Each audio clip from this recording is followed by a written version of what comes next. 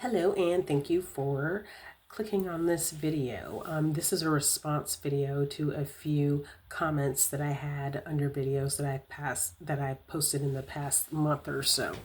The first one I'm going to start with is prepare your daughter, be realistic and honest about modern society. And I'm going to read a comment from Tony Stevens 7834. Using an analogy is not the same as, quote, comparing a woman to an object. Men want to be married. The risk of getting married have become so egregious that getting married has become too dangerous for men. In this dialogue, for instance, there was not a single word of how to find a good man or how to treat a man, only how to avoid them until finding one that is good enough. It is as though the woman has no role except to wait. If she does choose a guy and it doesn't work out, it will be his fault and she will go back to waiting again. That is why men are opting out. Well, thank you for watching the video and commenting. This video got 3 thumbs down, which is kind of strange. I thought I was being pretty objective, and I feel like a lot of what I said in the video as far as men saying they don't want to be married, I mean, that is documented all over the internet. So I didn't think that was debatable, but I don't know. Nonetheless, I mean, I assume Tony is one of the thumbs down there, but I am going to go ahead and address this. And I'm going to take this line by line. Okay, using an analogy is not the same as, quote, comparing a woman to an object.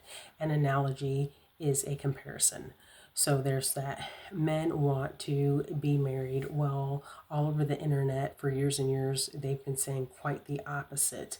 And then the ones that do say that they want to be married, they say that they want to go overseas because they don't like, quote, Western women. Well, if you are a Western woman, then, I mean, these are the factors that I am talking about. Let's see. The risks of getting married have become so egregious that getting married has become too dangerous for men. Well, I looked up some stats because I am wondering what danger is there exactly. So let's see. Now, I know they're usually talking about like divorce settlements and stuff like that, but, and this is just AI overview, not any real deep research, but just pretty quick Google searches. 40% of households have a female breadwinner. 56.9% of married women work. Only 10% of divorce settlements include alimony. Out of that 10%, 20% of alimony is women paying men. Even in the 1960s, only 25% of divorces included alimony. And talking about danger, like serious danger, and this is from 2018. I should have written down the website, but I think I'll go ahead and post it in the bio to this. In 2018, talking about female homicides here, in 92% of the cases of of women being killed, 92% of the victims were killed by men that they knew. 63% were killed by a significant other. And Black women are killed by significant others at 3 times the rate of other women. And let's see, 5% of men die due to intimate partner violence. And of that 5%, a lot of that is self-defense. The woman, claiming self-defense. So again, what dangers exactly are you talking about? It seems to me like it's a lot more dangerous to women, and also you can look up who really suffers the most financially after a divorce. It is women. So I don't know what danger you're talking about exactly. I wish that he had stated that. But again, I'm not here trying to tell anyone what to do. People need to make whatever choices they need for their life. Now, in this dialogue, for instance, there was not a single word of how to find a good man or how to treat a man, only how to avoid them until finding one that is good enough.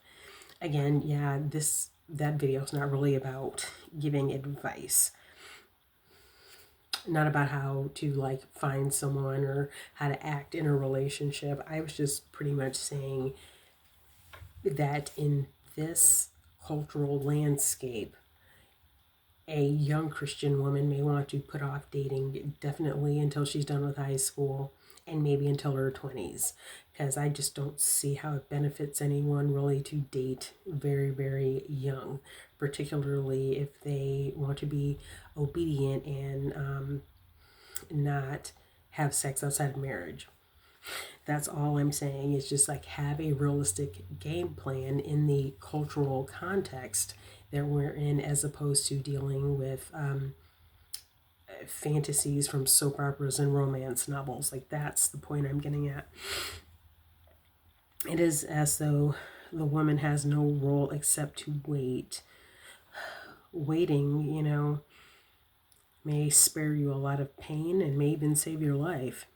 If she does choose a guy and it doesn't work out, it will be his fault and she will go back to waiting again. Okay, well, I mean, that is what I believe dating is supposed to be for. You're supposed to be, trying to get to know a person, see if you guys are right for each other and compatible for commitment and marriage. And if not, then, you part company. And yeah, like Aaliyah said, if at first you don't succeed, dust yourself off and try again. And then he says, again, that is why men are opting out. Well, that is certainly your choice, and I'm not trying to be rude or smart alecky or anything, but I mean, I wish you the best. I wish everyone the best. And Lotus McCary 9365 says women are opting out for the same reason. So there's that. Yeah, there's all the girls who are talking about 4B and stuff like that all over the internet, and that's not even what I'm supporting. But again, everyone has their own life to live and their own choices. So there is that. Then the other video that I want to talk about or respond to the comments is American snobbery and racism, the American workforce. That was just where I was talking about just a lot of the snobbery and racism that's in the workforce. And politicians are now talking about how they want a so-called merit-based society and merit-based workforce. And Donald Trump signed an executive order saying that, well, it overturned the executive order from the 60s that Lyndon B. Johnson signed that said that racism as far as hiring is illegal.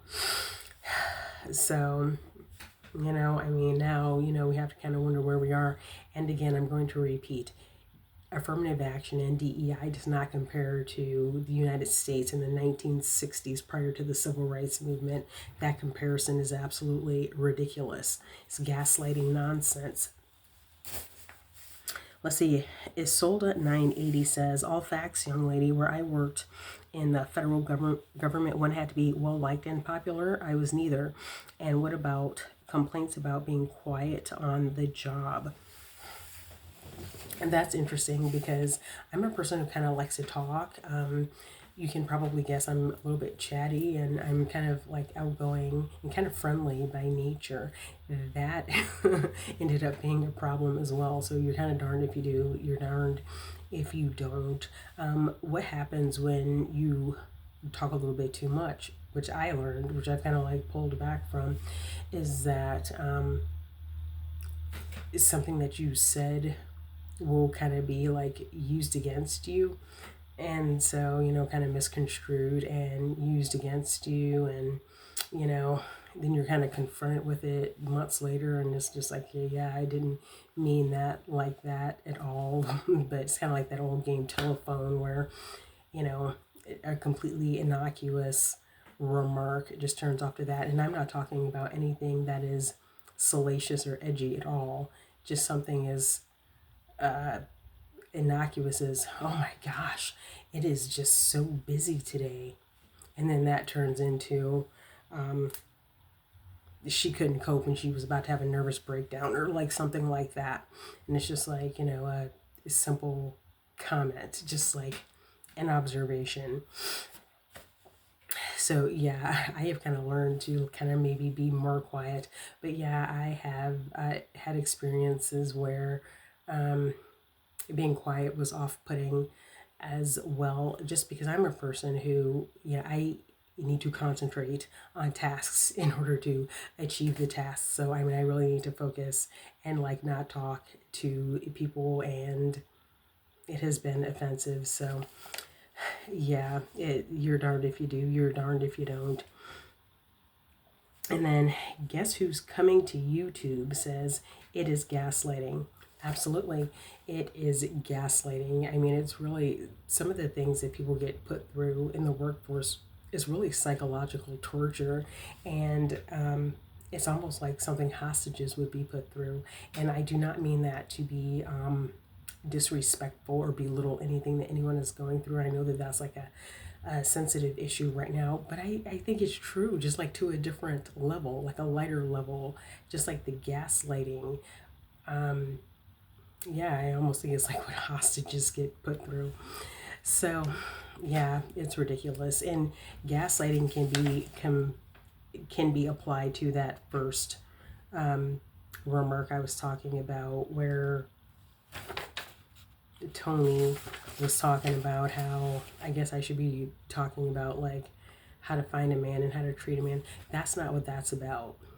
And I'm all for that when the time is right. It's just that in this current climate, it's just not very commitment oriented and family oriented. So, should a young, naive person really be out there, trying to meet people and stuff when they're like 17, 18, 19? Might as well just wait a little bit and observe a little bit and, you know, develop discernment is probably the better way to prepare for that. So, anyway, that's all I had to say. Again, thanks for watching. Thanks for subscribing. Thanks for commenting. Thanks for giving it a thumbs up or a thumbs down. I really appreciate it. And if you're not already subscribed, I would appreciate it if you would. So, anyway, thanks again.